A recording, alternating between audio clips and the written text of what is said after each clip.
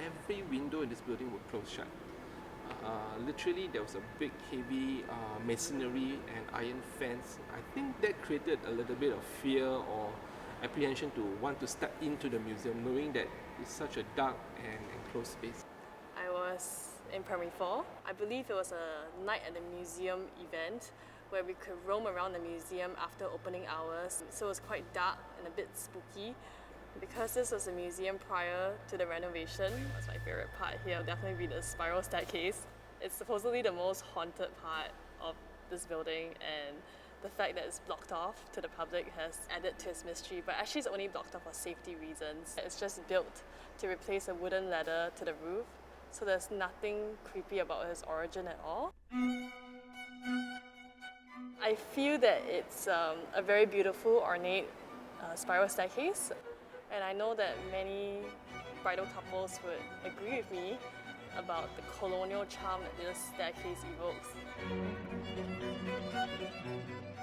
The museum's original Neo-Palladian style building that was completed in 1887 is still standing tall with its beautiful dome.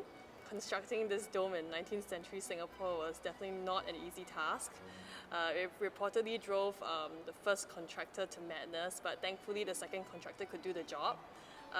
The museum had 4 extensions since, and the biggest redevelopment project took place just a decade ago from 2003 to 2006. The glass passage actually opened up the possibility to see the dome from the new extension. So when visitors arrived for the very first time, we could actually see the dome from and through the glass passageway that we have created.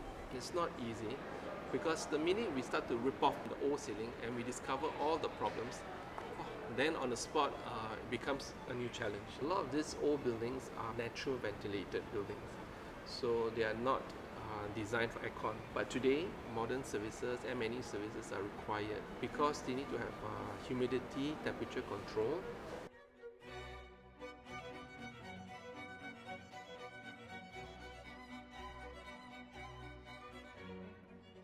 Actually come down all the way, sometimes staying until 1 a.m., 2 a.m. in the morning, doing a lot of tests on the lighting and the strategies of lighting up this beautiful building. It's like a grand lady and how you're trying to dress up with all the highlights and makeup, and we had to do it quite carefully and delicately until the lady is ready to be unveiled. We were given a little bit of a challenge because the new extension could not be any higher than the base of this dome. It sets a limit to the height. Whatever you can do, you cannot go beyond, but you can go below. And that means cutting down into Fort Canning Hill.